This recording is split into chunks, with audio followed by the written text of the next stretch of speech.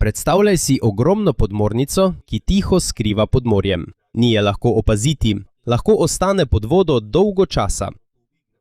In nekatere sodobne podmornice nosijo jedrske rakete, ki lahko zadenejo cilje oddaljene na tisoče kilometrov. Obstajajo balistične raketne podmornice, ki so posebej narejene za to nalogo. Njihova najpomembnejša obramba ni debel oklep, ampak to, da ostanejo skrite. Če sovražnik ne ve, kje je podmornica, jo je težko uničiti, preden lahko odgovori. To je razlog, zakaj so podmornice postale izjemno pomembne v sodobni vojski. Toda so bile prve podmornice po videzu in zmogljivostih zelo drugačne od današnjih. Preden so imeli motorje in elektriko, ljudje že dolgo razmišljajo, ali je mogoče narediti vozilo, ki lahko potuje pod vodo. Eden prvih uspešnih primerov je bil narejen v zgodnjih 1600-ih. Nizozemski izumitelj Cornelis Drebbel je izdelal vozilo, ki je lahko potonilo in se premikalo pod reko Temzo v Angliji. Njegova iznajdba je bila preprosta v primerjavi z moderno podmornico, vendar je pokazala, da je res mogoče potovati pod vodo. V 1700-ih je vojska začela opažati, kako koristno bi to lahko bilo v vojni. Med ameriško revolucijo ameriški izumitelj David Bushnell je izdelal majhno podmornico imenovano Turtle. Imenovali so jo želva, ker je bila videti kot dve želvi lupini spojeni skupaj. V notranjosti je bil prostor le za eno osebo. Načrt je bil, da se tiho približa britanski vojaški ladji in nanjo pritrdi eksploziv pod vodo. Leta 1776. Poskusili so jo uporabiti proti britanski ladji v New Yorku. Napad ni bil uspešen, vendar je bila Turtle pomembna, saj je bila ena prvih podmornic, ki so jih uporabili v pravi vojaški operaciji. Skoraj stoletje kasneje je postala uporaba podmornic v vojni bolj resna. Med ameriško državljansko vojno je konfederacija izdelala podmornico imenovano H.L. Henley. Še ni imela sodobnega motorja. V notranjosti je bila posadka, ki je ročno vrtela ročico, da je poganjala propeler. Na sprednjem delu podmornice je bila dolga kovinska palica z eksplozivom. 17. februarja 1864 Henley se je približal USS Housatonic, vojaški ladji Unije. Henley je razstrelil eksploziv ob strani ladje, Housatonic je potonil. To je bil prvič v zgodovini, da je podmornica uspešno potopila sovražno vojaško ladjo v boju. Vendar se tudi Henley ni vrnil. Tudi podmornica je potonila in vsa njena posadka je umrla. Ta dogodek je pokazal dve stvari. Podmornica je lahko zelo nevarna za sovražnika, vendar je lahko zelo nevarna tudi za lastno posadko. Velika sprememba je prišla v poznih 1800-ih in zgodnjih 1900-ih. Pojavili so se boljši motorji, baterije in električni motorji. Eden najpomembnejših ljudi pri razvoju sodobne podmornice je bil John Holland, irski izumitelj, ki je delal v Združenih državah. Podmornice, ki jih je izdelal, so uporabljale bencinski motor, ko so bile na površju, in električni motor, ko so bile potopljene. Kasneje je postal bolj običajen dizelsko-električni sistem. Postopek je preprost. Ko je podmornica na površju morja, uporablja dizelski motor za pogon in polnjenje baterij. Ko se podmornica potopi, se dizelski motor izklopi in uporablja električni motor, ki črpa elektriko iz baterij. Zakaj je treba izklopiti dizelski motor? Ker potrebuje zrak za delovanje in mora izpušne pline tudi odvajati ven. Zato dizelskega motorja ni mogoče normalno uporabljati globoko pod vodo. Zaradi tega so bile podmornice včasih še vedno omejene. Ko se baterije izpraznijo ali potrebujejo svež zrak, se morajo približati površju. In ko to storijo, jih je lažje opaziti in napasti. Toda kljub omejitvam je podmornica velika prednost. Lahko se tiho približa ladjam, se skrije pod vodo in napade s torpedom. Torpedo je eksplozivno orožje, ki se izstreli v vodo in samodejno potuje proti cilju. Ko se je leta 1914 začela Prva svetovna vojna, podmornico so bili pripravljeni uporabiti kot velik del pomorskega bojevanja. Največji vpliv je imela na Nemčijo. Nemci so svoje podmornice imenovali U-čovni. To izhaja iz nemške besede Unterseeboot, kar pomeni podvodni čovn. Nemčija je uporabila U-čovne, da bi prekinila oskrbo Britanije. Velik del hrane, goriva in vojaških zalog za Britanijo so namreč prevažali z ladjami. Zato je Nemčija poskušala potopiti ladje, ki so plule tja. Tarča niso bile le vojaške ladje. Prišlo je tudi do napadov na trgovske in potniške ladje, kar je povzročilo veliko jeze in politične napetosti. Eden najbolj znanih incidentov je bilo potopitev britanske potniške ladje Lusitania leta 1915. Več kot 1000 ljudi je umrlo, vključno z več kot 100 Američani. Ko se je vojna nadaljevala, Nemčija je še bolj razširila tako imenovano neomejeno podmorniško vojskovanje. To pomeni, da lahko napade številne ladje, ki vstopajo v vojno območje brez predhodnega opozorila. To je močno vplivalo na oskrbo Britanije, vendar pa je imelo to za Nemčijo tudi veliko ceno. Napadi podmornic so poslabšali njen odnos z Združenimi državami in leta 1917 Združene države so vstopile v Prvo svetovno vojno proti Nemčiji. Na tej točki je bilo nekaj jasno. Podmornica ni bila več preprost eksperiment. Orožje vojne. Toda še vedno je imela veliko slabost. Še vedno se je morala vrniti blizu površja, da je zajela zrak in napolnila baterije.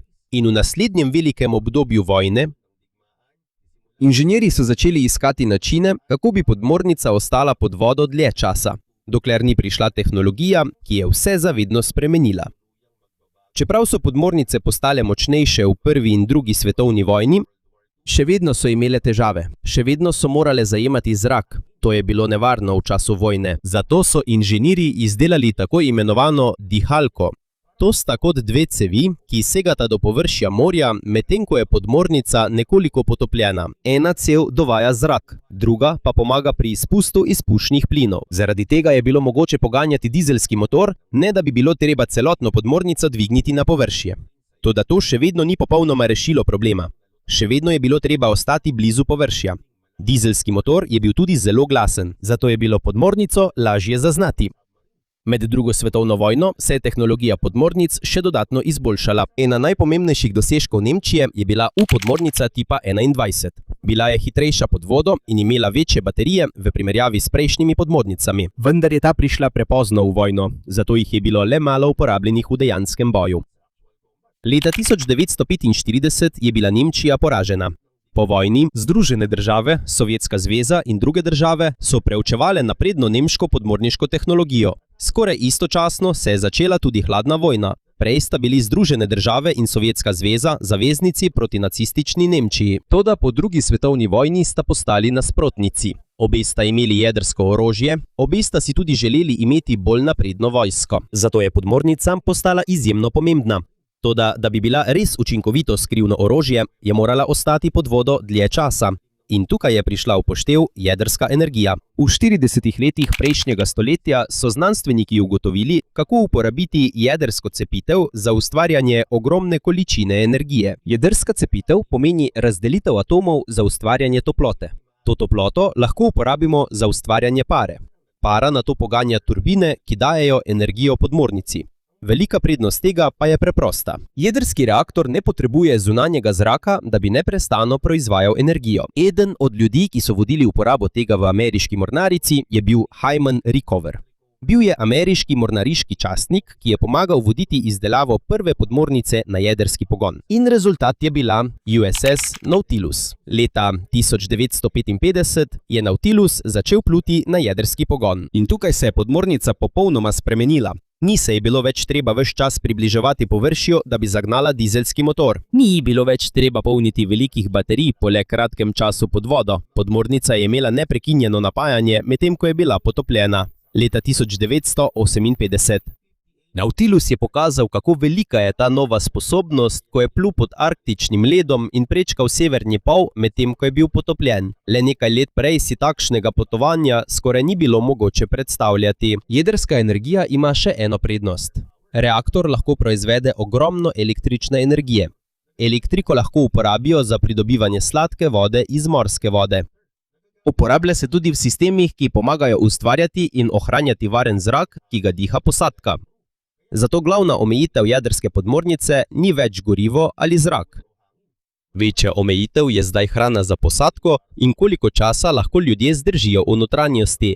V sodobni jedrski podmornici jedrsko gorivo lahko zdrži več let, preden ga je treba zamenjati. To pomeni, da se lahko podmornica dolgo časa skriva v ogromnem oceanu. In medtem ko ima sovražnik težave z iskanjem, Podmornica pa sama izbira, kdaj in kje bo prišla na površje ali napadla. To je ogromna vojaška prednost. Toda ob začetku hladne vojne sta Združene države in Sovjetska zveza pomislili na še večjo uporabo. Če lahko podmornica dolgo časa ostane pod vodo, zakaj je ne bi opremili z jedrskimi raketami? Tukaj se je rodila podmornica z balističnimi raketami. Podmornica z balističnimi raketami je podmornica, ki nosi daljnosežne rakete, ki lahko vsebujajo jedrske konice. Leta 1960 je ameriška podmornica USS George Washington se zapisala v zgodovino. Medtem ko je bila potopljena v Atlantskem oceanu, uspešno je izstrelila balistično raketo Polaris.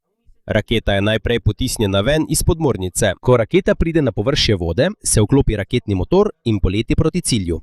Prve podmornice razreda George Washington so nosile 16 raket Polaris. V naslednjih desetletjih se je doseg in moč balističnih raket, izstreljenih s podmornic, še povečala.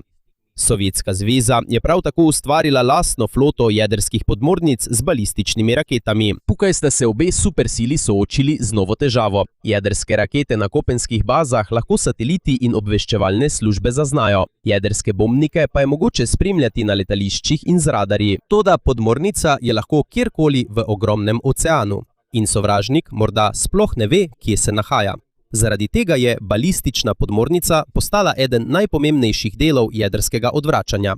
Razlog je preprost. Tudi če sovražnik najprej napade državo in uniči veliko njenih jedrskih orožij na kopnem, še vedno obstajajo podmornice, skrite v morju, ki so še vedno sposobne odgovoriti. To se imenuje sposobnost drugega udarca. To pomeni, da tudi če si ti prvi napaden, imaš še vedno jedrsko orožje, ki ga lahko uporabiš za povračilni napad. In tukaj je podmornica dobila posebno vlogo v hladni vojni. Ni bila narejena samo za potapljanje sovražnikovih ladij. Narejena je bila tudi kot orožje, katerega glavna naloga je ostati skrita. Kajti dokler sovražnik ne ve, kje je podmornica, ne more biti prepričan, da lahko v prvem napadu uniči vsa sovražnikova jedrska orožja. In strah pred zagotovljenim povračilom je postal eden od razlogov, zakaj Združene države in Sovjetska zveza nista neposredno začeli jedrske vojne. Toda da bi ta strategija delovala, podmornica potrebuje eno zelo pomembno stvar.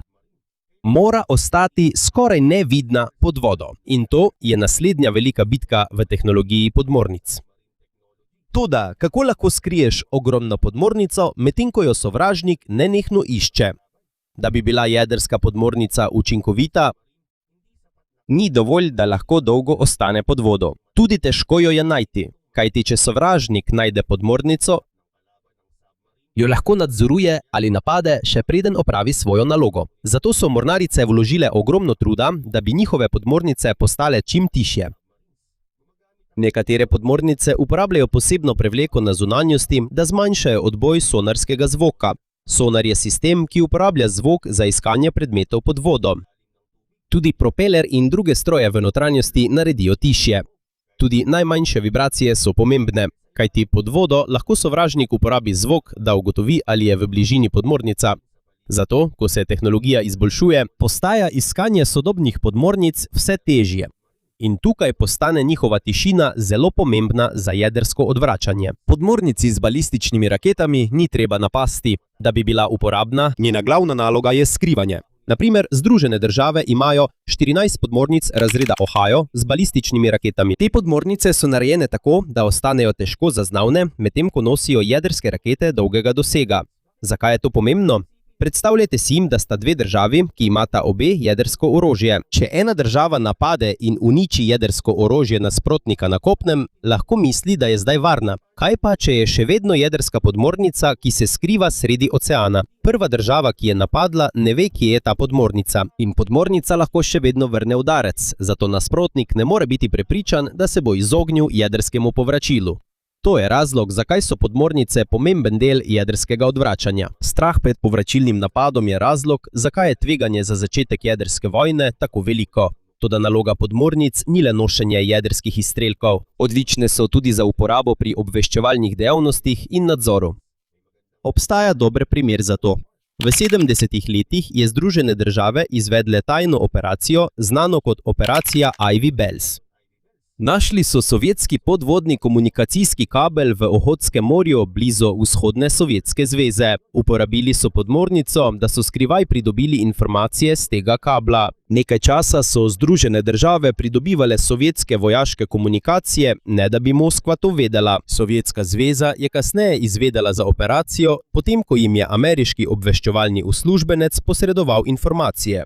To je pokazalo še eno prednost podmornice. Obstajajo kraji pod morjem, ki jih je zelo težko doseči z navadno ladjo ali človekom. Toda posebna podmornica lahko doseže ta mesta, ne da bi jo zlahka opazili. Do danes so podmornice še vedno pomembne za obveščevalne misije, iskanje sovražnikovih ladij in podmornic ter zaščita mornariških sil. Obstajajo tudi različne vrste sodobnih podmornic. Obstaja napadalna podmornica. Njena naloga je iskati in slediti sovražnikovim podmornicam in ladjam, zbirati obveščevalne podatke ter uporabljati torpede ali križarske rakete, kadar je to potrebno. Obstaja tudi podmornica z vodenimi raketami, ki ima veliko število konvencionalnih raket. In obstaja tudi podmornica z balističnimi raketami. To je vrsta, ki je narejena posebej za jedrsko odvračanje. V Združenih državah Amerike podmornice razreda Ohio z balističnimi raketami uporabljajo rakete Trident II D5. Vsaka podmornica razreda Ohio, SSBN, lahko zdaj nosi do 20 raket. Ko je balistična raketa izstreljena izpod vode, jo najprej potisnejo iz izstrelitvene cevi. Ko pride na površje vode in se vklopi raketni motor, raketa poleti zelo visoko, preden se vrne proti cilju. Trident II ima uradni doseg več kot 7000 km in lahko nosi več kot eno jedrsko povratno telo. To pomeni, da se podmornica ni treba približati obali sovražnika. Lahko ostane na zelo širokem območju oceana, medtem ko njene rakete še vedno dosežejo zelo oddaljene cilje. In tukaj lahko vidimo, zakaj je tako težko braniti se pred takšnim orožjem. Najprej moraš najti podmornico. Vendar je lahko zelo daleč in se tiho premika pod morjem. Če ne veš, kje je, tudi ne veš, od kod lahko pride raketa. Zato za države, ki imajo takšne podmornice, najpomembnejša stvar ni, kolikokrat jih imajo. Pravzaprav je najboljši rezultat za jedrsko odvračanje, da se tega orožja nikoli ne uporabi. Namen tega je, da je nasprotniku jasno, da tudi če prvi napade, še vedno obstaja način za povračilo. Od majhnega plovila Turtle iz 1700 let je podmornica prehodila dolgo pot. Včasih je bil v njej prostor le za eno osebo in je bilo treba vse poganjati ročno. Nato so prišli dizelski motorji, baterije in torpeda. Nato so sledili jedrski reaktorji, ki so omogočili, da je podmornica lahko ostala pod vodo zelo dolgo časa. Kasneje so jih opremili z balističnimi raketami, ki lahko zadenejo cilje, oddaljene na tisoče kilometrov. Toda najpomembnejša sprememba ni bila le velikost ali moč podmornice. Njena prava moč je sposobnost skrivanja. Jedrsko orožje na kopenskih bazah lahko sateliti odkrijejo. Obstajajo bombniki, ki morajo vzleteti z letalske baze. Toda podmornica je lahko globoko pod gladino prostranega oceana in nihče morda ne ve njene natančne lokacije. Zato še danes balistična raketna podmornica velja za enega najtežje uničljivih delov jedrskih sil in to je posebna vloga podmornice v sodobnem svetu. Nekatere najmočnejše podmornice so bile narejene ne zato, ker bi želeli takoj uporabiti njihovo najnevarnejše orožje, narejene so bile, da ostanejo skrite in so opomnik sovražniku, da bo začetek jedrske vojne zagotovo imel posledice. Zato so se iz preprostega vozila, ki je želelo potoniti pod vodo, je podmornica postala ena najpomembnejših vojaških naprav, kar jih je človek kdaj ustvaril. Tiho potuje pod morjem. Pogosto nihče ne ve, kje se nahaja. In prav to je razlog, zakaj ima tako veliko moč.